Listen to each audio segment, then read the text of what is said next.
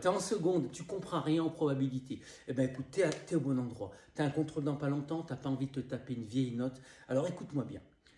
Prends ton temps et écoute la vidéo jusqu'au bout. Moi, je ne peux pas te faire des vidéos de 15 secondes pour t'expliquer une notion qui est fondamentale. Alors, arrête de regarder des chats qui se grattent l'oreille et écoute, assis-toi, tu es une jeune fille, tu es un garçon, tu es là, tu es au bon endroit. Alors, d'abord, la probabilité, ce qu'il faut que tu comprennes, une probabilité, en réalité, c'est une expérience qu'on a réalisée plein de fois. Par exemple, je prends un exemple du dé. Le dé, tu vois, tu jettes un dé, tu peux obtenir 1, de 1 jusqu'à 6.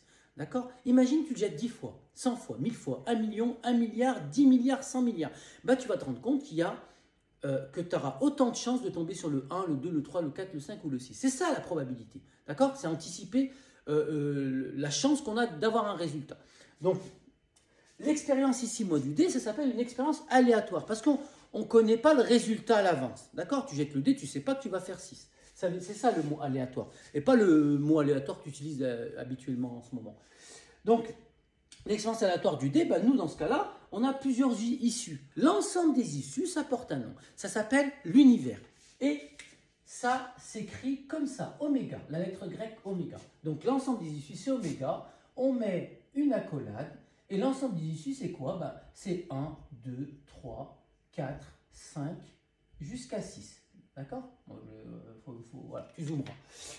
Ensuite, les issues, comme on a autant de chances d'obtenir 1, 2, 3, etc., eh ben on dit que les issues sont équiprobables. D'accord? Il y a autant de chances d'obtenir l'un ou l'autre. L'ensemble des issues, je t'ai dit, ça s'appelle oméga. D'accord?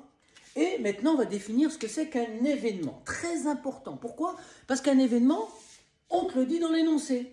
C'est l'énoncé qui te dit quel événement on traite. Par exemple, l'énoncé peut te dire de calculer la probabilité d'obtenir un 6 ou un 3, un 4 ou un 2, un nombre pair.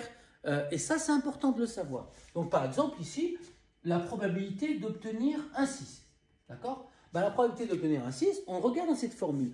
C'est le nombre d'issues favorables, c'est-à-dire j'obtiens un 6, il n'y a qu'une face sur un dé où il y a un 6, donc c'est 1 sur le nombre d'issues totales, le nombre de possibilités. Facile à comprendre, ça fait un sixième. Alors on peut prendre un autre événement. Quelle est la probabilité d'obtenir un nombre pair?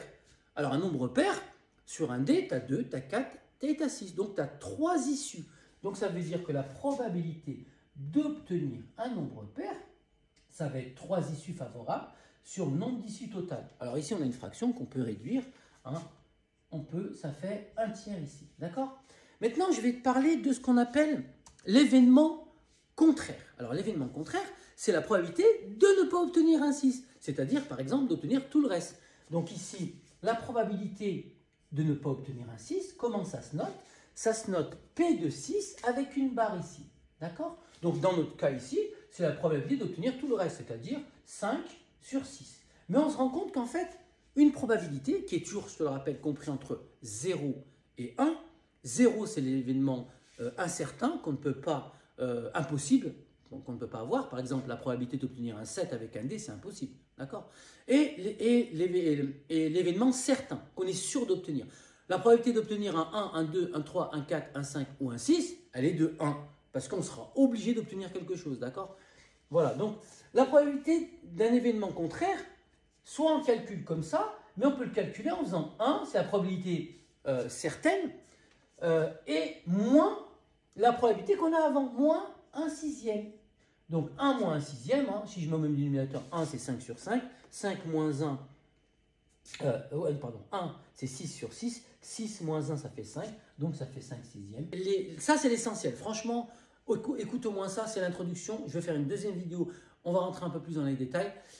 Mais le vocabulaire, si tu ne le connais pas, c'est même pas la peine. C'est comme le français. Si tu ne sais pas ce que veut dire les mots, tu ne peux pas parler. Donc le vocabulaire en probabilité, c'est vital, crucial, primordial. Prends soin de tes parents et je te dis à très bientôt.